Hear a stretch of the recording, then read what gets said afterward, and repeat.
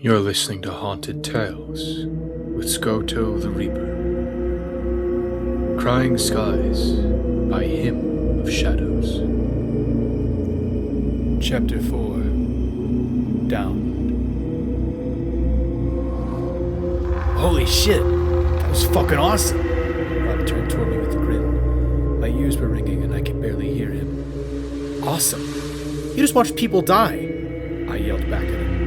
I couldn't help but agree with him. Seeing that plane fall apart was a spectacular sight. What do you want us to do, Dad? Rick asked his father. There could be survivors in the front section. Tomorrow morning we'll go out at first light, he replied. Why not now? Wouldn't we want to help him now? Because if any military is around the area, they would get to him first, and I don't want to be in the way of that. And if the bad guys get there first, I don't want us getting killed. I think tomorrow morning would be the safest option. I'm not scared of any bad guys or the dark or whatever. Son, I think that's the whiskey talking. Just go tell Andrew and go to bed. We need to be ready tomorrow. And don't let me catch you trying to sneak out tonight. Dad, come on, you said you've been wanting to fight. That's my final word, Rick. Rick hung his head low and walked back inside, as Jerry walked back outside. Mr. Hill then turned his attention to us. Like I said earlier at dinner, you can come with us tomorrow if you want. We could use the extra help in case there is still trouble to run into. I looked over at Jerry and Rob. Hell, I'm in. Why not? Rob was the first to speak. This could be pretty risky, I interjected. Yeah, but there could be survivors, and we should be there to help them out if they're there, Jerry stated, looking serious. Survivors? Of that plane crash? No way. You didn't see it happen. He ran inside to hide. I ran inside because that was the smart thing to do. You don't have to come with us, Chris, but we're gonna go check it out with them, Jerry said. Mr. Hill smiled and started talking. In that case, you guys are welcome to stay here. I think those couches pull out, and you can all sleep in the living room, or there should be 2 more rooms upstairs. Or you can go back to your cabin if you're more comfortable there. But remember to be back here at the crack of dawn. Shit, are any of us even sober enough to drive? Rob looked around. Jerry and I both shook our heads. I mean, what, it's not like Marine police are out there pulling us over though, right? I asked him. Stop trying to get out of this like a pussy. We'll stay here tonight on the couches, Rob said to Mr. Hill, who nodded and walked back inside. I didn't know we were in the middle school. I thought you would have come up with something better than pussy by now. I stared Rob down. I noticed Olivia had come out to the doorway and was watching us now. Would you prefer bitch? I'm not scared. I'm just worried about this. This could be a trap if my theory's correct. Think about it. Why would a plane perfectly crash right in front of our location? We can see and hear that battle over there, but not any other planes or helicopters flew over the lake but that one, I told him. But if we're actually at war, rescuing someone from that plane could fill us in on everything that's really going on. Oh, and if you really think that we're some lab rats right now, do you think they'd want us terminate their pets this early on? Rob sneered. He had a point. I couldn't see them doing anything drastic to us yet. All right, I'll come. Attaboy. We walked inside to a now empty living room. Our hosts had gone to sleep, but no one had bothered to clean up the now empty cups, snacks, and beer cans that littered the place. The music was back on, and now on Pink Floyd's Comfortably Numb. I walked over to the stereo and shut it off. What about Bear? We shouldn't be leaving him alone this long. Olivia spoke to me with worry in her voice. I suddenly felt a bit of worry too, as I had completely forgotten about the dog.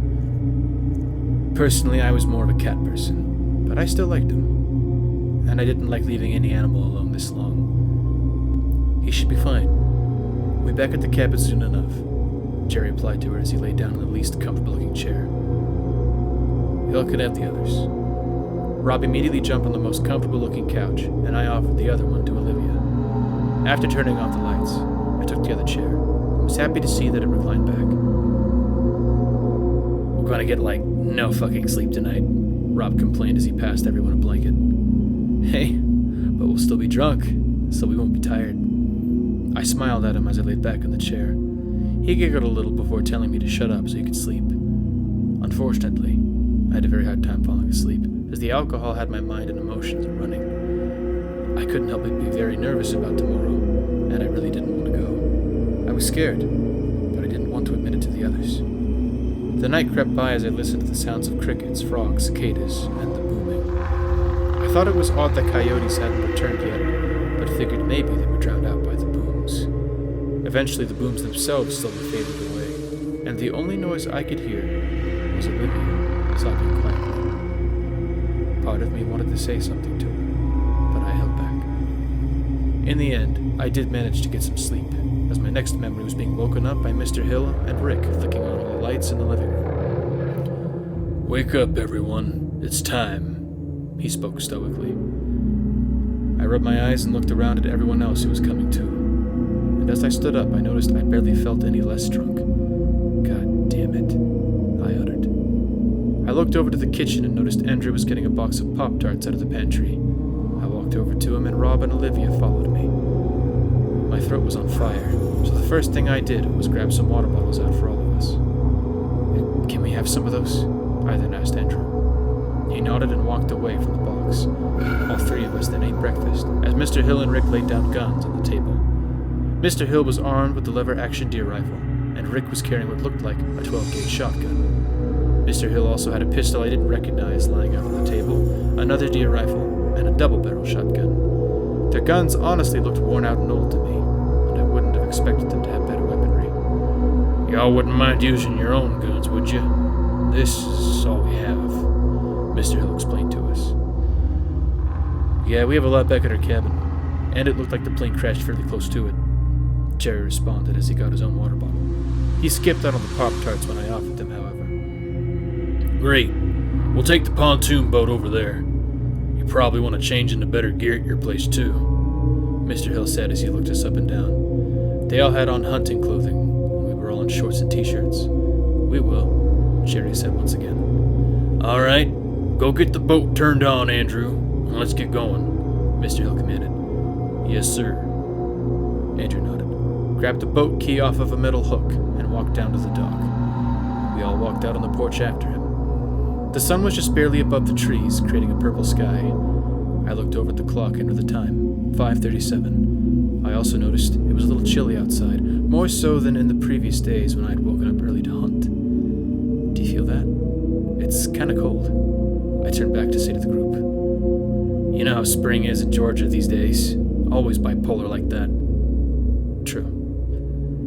We walked down to the dock and hopped in the boat, with Mr. Hill and Rick carefully placing the guns on one of the seats. In a moment, we were off, cruising across the calm water. Normally mornings like this would be covered with a mist, but that mist was no longer present. Andrew was driving, and Jerry directed him to our house. We were all mostly quiet, which I figured was from all of our exhaustion. Once the house showed up, Andrew slowed down and we walked to the front of the boat to tie it off. "Wow, this house is a piece of garbage." Rick smirked as we jumped onto the dock with the ropes in our hands. Rob immediately turned around, but Mr. Hill spoke first. "Stop causing trouble, son." We tied off the boat and walked upstairs. The reality of what we were about to do was hitting me deeply, and I grabbed Rob's arm and whispered, "We really don't have to do this.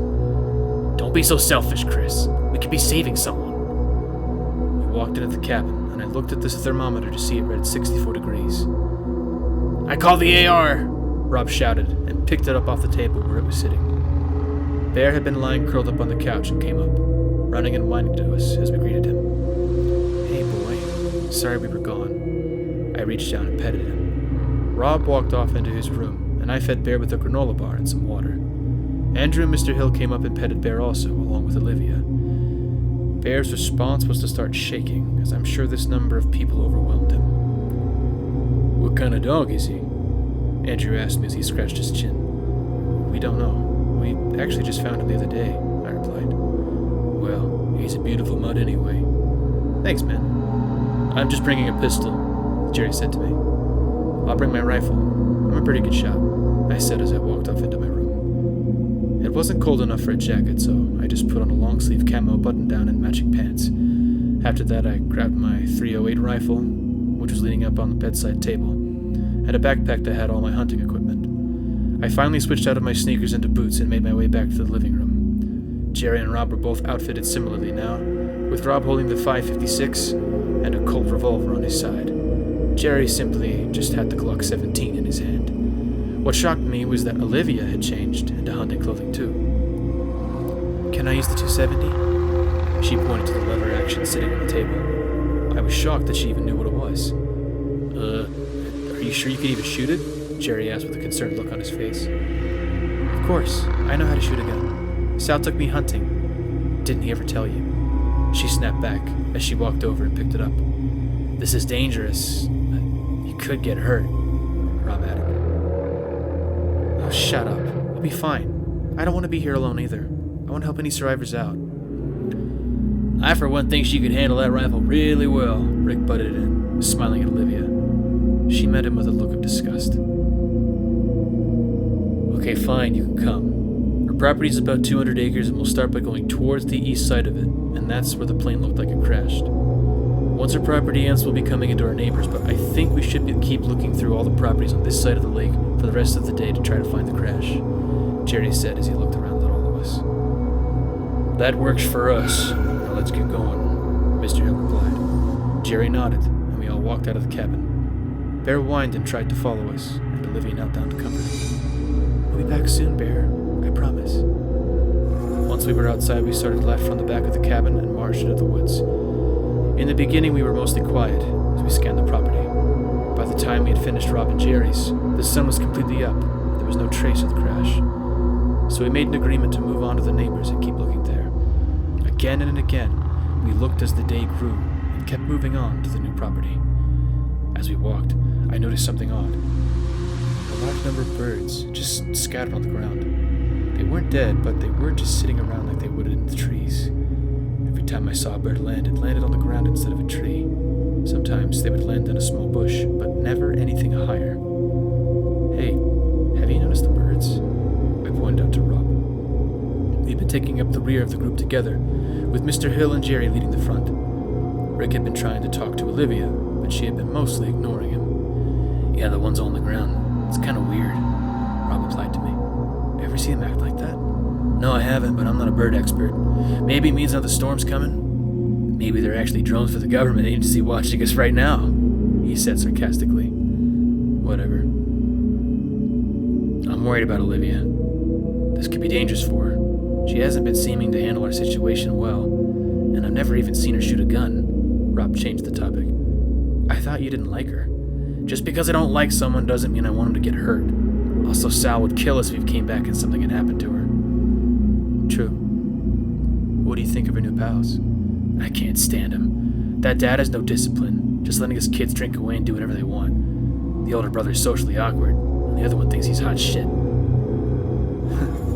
He kind of reminds me of you back in high school, before you were cool. I grinned a little bit, almost tripping over a log. The alcohol had started to wear off, but not completely. Olivia held back for a moment until we caught up with her, and then asked me, So, how large do you think this government experiment bubble is?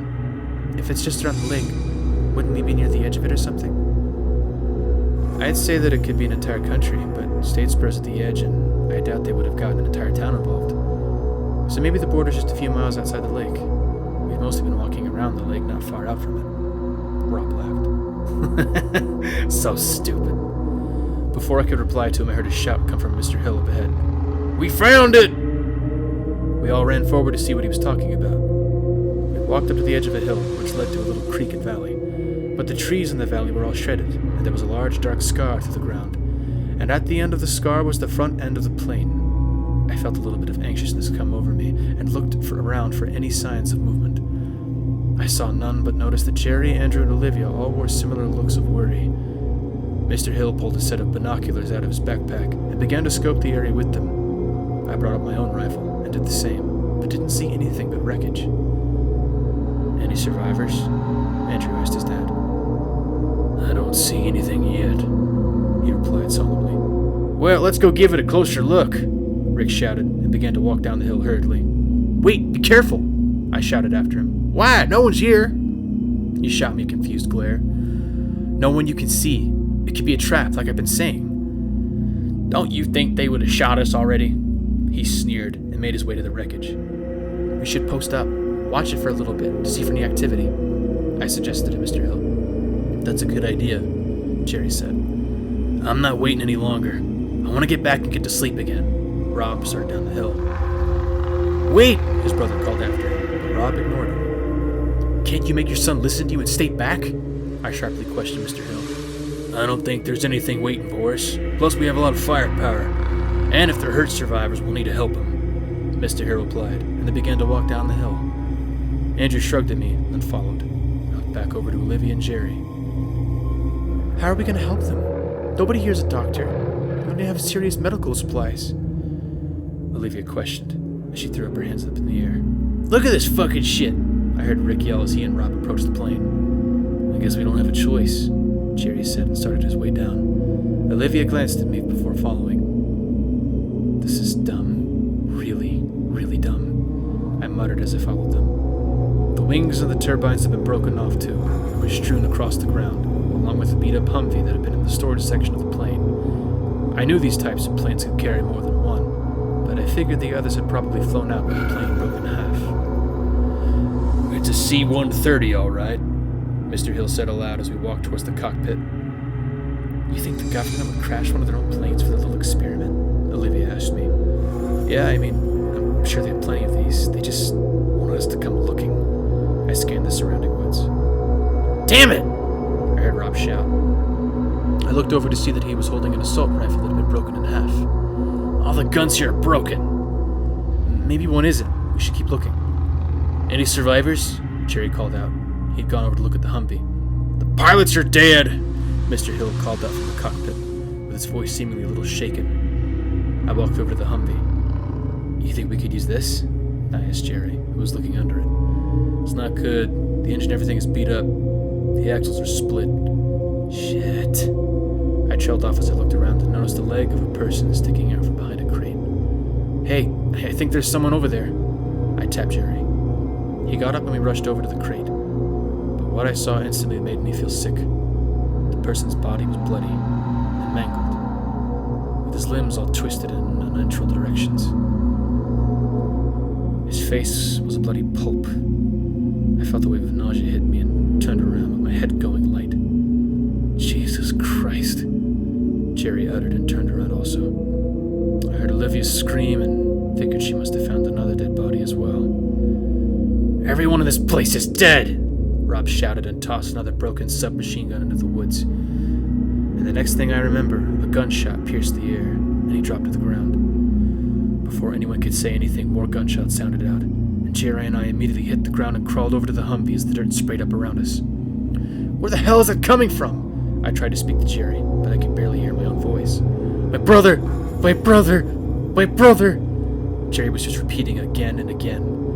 I peeked out to see Mr. Hill and Rick taking cover behind a damaged side of the plane and firing back into the woods. I also noticed Rob was still moving on the ground, clutching his arm. I couldn't see where Olivia and Andrew had gone, however. I think he's alive! I shook Jerry. He peeked out and saw Rob and started to move for him, but I grabbed him. No! He'll be killed! I tried to look out towards the woods and thought I saw a figure move. Instinctively, I brought my rifle up and fired once. Then I ducked, reloaded another round, and fired again. This time I felt bullets whiz past my head before I ducked, and a loud ringing. I could also barely make out the sound of Olivia screaming. Jerry stuck his pistol out and blindly fired an entire magazine into the woods. I looked again and saw Rick ditch his own gun and run for Rob's AR-15, which was lying on the ground. Once he picked it up, he unleashed a storm of bullets into the woods. I heard a loud shot come from them and assumed he had hit someone, but the attack didn't stop. Where's it coming from? Jerry shouted to me. I think ahead of us only. He reached out to fire some more, but nothing came out of his pistol. I'm out. He looked at me with panic in his eyes. I looked back to notice Rick reloading the rifle with another magazine. Once he did, he unleashed another volley into the woods, and I saw Andrew run back up into the woods. Dirt sprayed around them, but no bullets connected. Olivia was still behind one of the crates. I figured Rick's fire had surpassed them, and took this chance to run over to him, with bullets whizzing past me. I fired once off to the side with my rifle, and the kick almost sent it flying out of my hands. It all felt so surreal, like a dream. Once I reached him, I slid hard. Take that, motherfuckers! He shouted as he dropped his magazine out of the gun. I'm out! Rob was rolling around on the ground and clutching his arm, which was drenched in scarlet blood. He tried to stand up, but I pushed him back down. No! I then turned to Rick. We need to retreat. We're outgunned. Hell no! You can't let him have this! He spat back at me. I could feel the saliva droplets from him yelling at my face. I looked back over to Jerry, who was helplessly crouched behind the Humvee. Mr. Hill was still popping up from his own cover to fire every now and then. Come on, man! I grabbed his shoulder, but he shook me off. I shook my head and picked up Rob with my spare arm, who groaned in pain. I then fired my rifle once more into the woods before running up the hill and into the cover of the trees. Surprisingly, I wasn't hit. I looked back to see Mr. Hill cuss before following me up, along with Jerry and Olivia behind him. Pussies! Rick looked back at us before running up also. I saw Andrew about 20 feet up ahead, and he beckoned for us to come over. We ran over and caught up with them. The shooting started to die down, but I still heard a few bullets whiz past us and hit a few trees. You fucking cowards! Rick yelled at all of us. Come on, we need to get somewhere safer, I yelled at everyone. Rick slung the AR-15 around his shoulder and tried to reach for my gun. Is it loaded? He asked. No! I shook my head and yanked it back. Rob groaned again, and I took off jogging back in the direction we came. The others followed, with Mr. Hill, Andrew, and Olivia firing a few rounds off as we left. We ran for about 10 minutes before I had to stop and set Rob down. By now the gunfire had stopped. We were all out of breath and visibly shaken, except for Rick. Does he have more ammo for this on him? We need to go back. He said through panted breaths as he ran up to Rob. I could barely hear him or anyone else anyway, now with the ringing. No, we're not going back, son. Mr. Hill grabbed his son's shoulder. Why the fuck not? You said we need to fight for ourselves. He snarled at his dad. My arm. My arm. My arm. Rob just kept repeating. I moved his hand out to see a deep, bloody cut across his arm, and a part of me felt relieved he'd only been shot there, and not in the body. You will obey me. Do not go back. Mr. Hill shouted at Rick. Jerry ran over to Rob's side. It's just his arm, I said. You need to tie something around it to stop the bleeding. Olivia spoke as she walked up to us, her voice stuttering. I noticed she was barely looking at the injury, however. Jerry took off his shirt immediately and wrapped it around his upper arm near the shoulder. I saw you run. How could you do that? Rick went over to Andrew and pushed him. He looked shocked. Mr. Hill just seemed to watch, helplessly. We needed to get him back and helped. Do you all have medical supplies at your cabin? There's barely anything at ours, Jerry said to Mr. Hill, who nodded. All right, let's get going. We don't want them coming after us. I tried to help Rob to his feet, but he pushed me off. I can walk, you know. My legs didn't get shot, he mumbled through gritted teeth. You sure? Jerry asked. He nodded, gripping his arm tightly. We then made our way back through the woods at a furious pace. The entire time I was worried more gunshots would ring out as we would be ambushed from behind, and I felt afraid like I'd never had before in my life. Everything that had just happened felt entirely surreal, and I could tell I wasn't the only one shaken up, as not a word was spoken until we got back to our cabin. You don't think they'll follow us here? We wouldn't be safe. I walked over to Jerry and said, You're right, but we're gonna bring my brother over to the other side of the water, to the Hills place. We can stay over there for a little bit, so if they come here, they won't see us. What about our other guns and valuables? We don't want them stolen. I'll go put the other guns in the safe. You reload what we have, he said, as he handed me the pistol. We had the ammo for all our guns sitting out on the table, so I reloaded his pistol and Olivia and I's rifles. Go get our deer meat. We'll put it in their fridge when we go over, I instructed Olivia, who nodded. I didn't want that getting stolen either. I tried to grab the AR-15 from Rick to reload it, but he pulled back. That's our gun. Don't even think about keeping it. I narrowed my eyes at him. He sighed and unslung it, where I quickly reloaded it. Rick then walked down to the dock, and Jerry returned a few seconds later. Then Olivia came right after him with the cooler. All right, let's go, Jerry said frantically.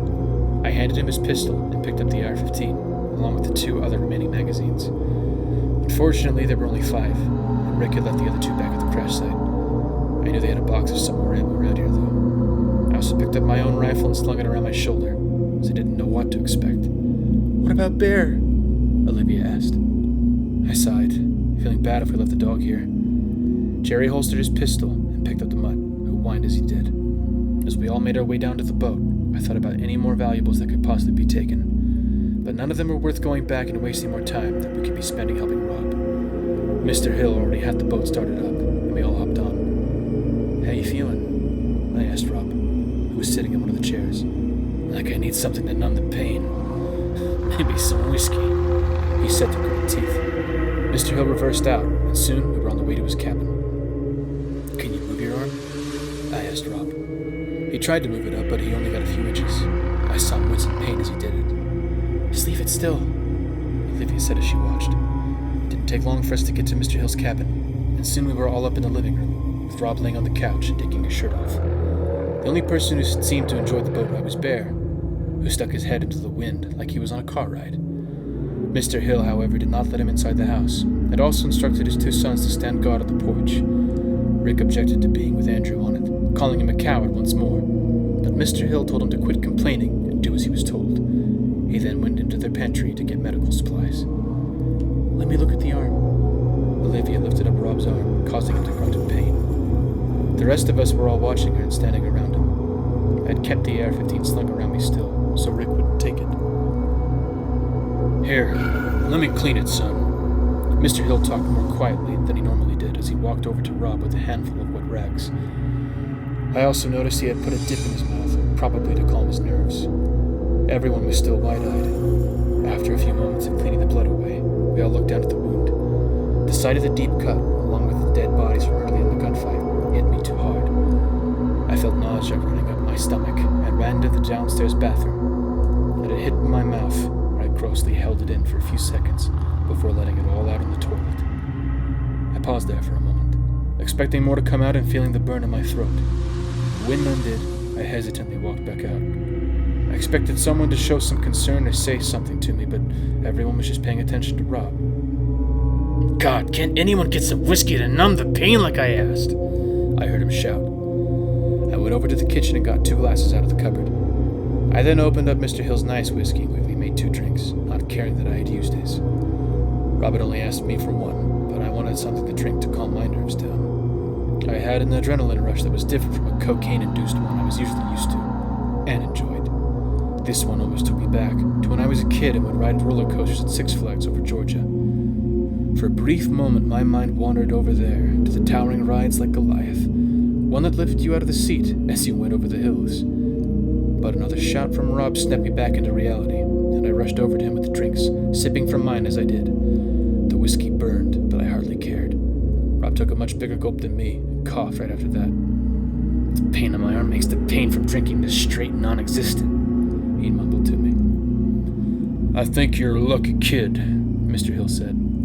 Rob looked over at him with confusion. "The bullet seemed to just graze you, which means we don't have to worry about taking it out," Olivia added. Rob didn't say anything. I just drank some more whiskey. "The wound's still very deep. We're gonna need something to help close it off before it can get infected." "Wow, grazed. You act like a wuss," I tried to make a joke to him. "Yeah? How about you let me give you a demonstration on how it feels, Chris?" he replied with a cold gaze. "I assume you don't have any stitches in your medical stuff, sir?" Olivia asked Mr. Hill. He shook his head. "I know what'll work." Jerry's eyes lit up for a second. "One time when we were kids, I sliced my leg open on a broken bottle in our fishing boat when I was jumping in it. My mom insisted I needed stitches, but my dad and brother wanted to stay at the lake, and it was 4th of July. Luckily, we had those butterfly bandage things. They're like 2 separate parts with a small strap in the middle. Apparently, they're used to close wounds, if I remember correctly." He then lifted his leg up to the sofa and pulled up his pant leg, revealing a long scar down the right side of his knee. They'll leave a nasty scar, but they work.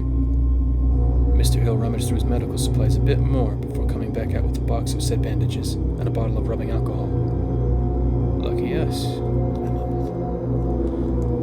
"This is gonna sting," Mr. Hill said as he poured the alcohol onto another cloth and began rubbing it on Rob's wound. "Ah, mother!" Rob shouted loudly through gritted teeth. I sipped more whiskey and turned around to go make a refill, but Jerry grabbed my arm. "Haven't you had enough already?" "Fuck you." I pulled my arm back. Olivia looked at me, shocked, and I narrowed my eyes at everyone. "None of this would have happened if y'all just listened to me. I warned everyone not to go, that it was a trap, and look what happened." I felt my voice rise as I talked more.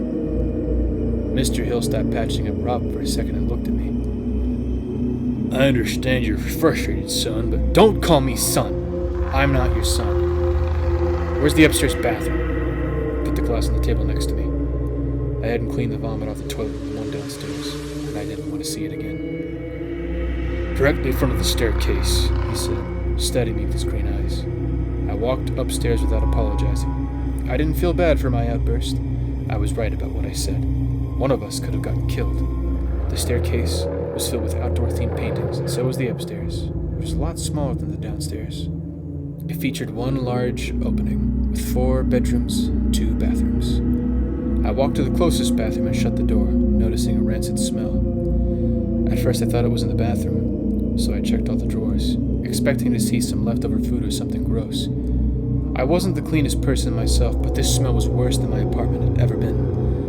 I didn't see any food, but found something rather odd. In the very bottom drawer was a framed portrait, and the first thing I noticed was that it wasn't the Hills, but an entirely different set of people. 2 parents and a daughter who looked like a teenager. They were posted out on the dock and smiling, all holding drinks in their hand. Immediately, a wave of suspicion overcame me. Why would there be a random family's portrait up here? Were they friends? Family members? A more rational side of me considered I was being paranoid, but I still planned on questioning about it. The smell, however, was bad, and after I did use the bathroom, I wanted to discover the source, because that paranoid part of me had put a new thought in my mind.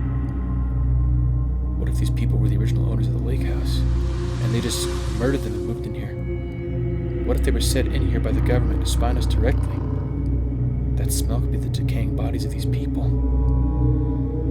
I set the portrait down and began to walk around upstairs, trying to identify the source of the smell. I checked every room, which, to no surprise, were all messy.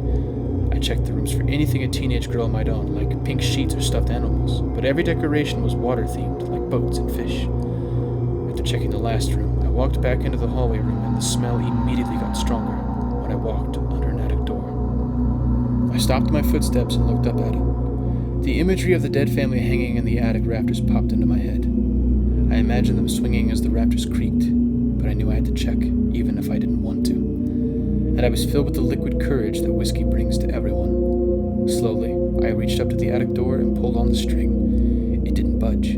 I pulled harder and harder, but nothing happened. Something was keeping the attic door shut, but I still had the picture, and the courage to go confront Mr. Hill about it. I made my way down the stairs and walked up to him with narrowed eyes. Rob was sitting up now, his arm completely bandaged. Olivia and Jerry were off discussing something by the side. "Who are these people?" I questioned Mr. Hill. For a moment I saw the visual worry in his eyes, but that quickly went away and made my suspicions rise. "Where did you get that?" he asked in an almost hushed tone. Answer my questions first. He looked over to his 2 sons, and then back to me. Everyone else in the room was watching us with curiosity. "That girl right there is my sister and her family. Unfortunately, we couldn't contact them after the storm, and they didn't make it to the lake house. I can only hope they're somewhere safe." I studied the picture, trying to observe if Mr. Hill looked anything like the woman in it. She looked younger and had short blonde hair. Mr. Hill had balding brown hair and a beard. Like the girl in the picture, they both had long and narrow faces, with Mr. Hill's being particularly gaunt. He had a long, crooked nose, however, and the woman was short and wide. Their eyes were different colors, with his being brown and hers blue. "You sure? You 2 don't really look that related," I questioned. "Chris, come on, my guy." Jerry spoke empathetically to me. Olivia was shaking her head. "I don't know what you're implying here, son, but I find it a little disrespectful to question me on my own family." Mr. Hill remained calm as he addressed me. "Okay," I said, setting the picture down. "It's a family-owned lake house. It looks like you and your friends are tired, and now that we've got Rob patched up, maybe you should go home and relax. We can get some meat ready for y'all to take back," he suggested. I wanted to get out of here anyway, so it was fine by me. "That'll work for sure. We don't want to overstay our welcome." Jerry spoke softly to Mr. Hill, probably feeling bad for what I had said. I started to feel a tiny bit bad, but you couldn't be too sure when it came to strangers. Before anyone could say anything else, Andrew came running in. "Y'all should come and see this," he said, and went back inside.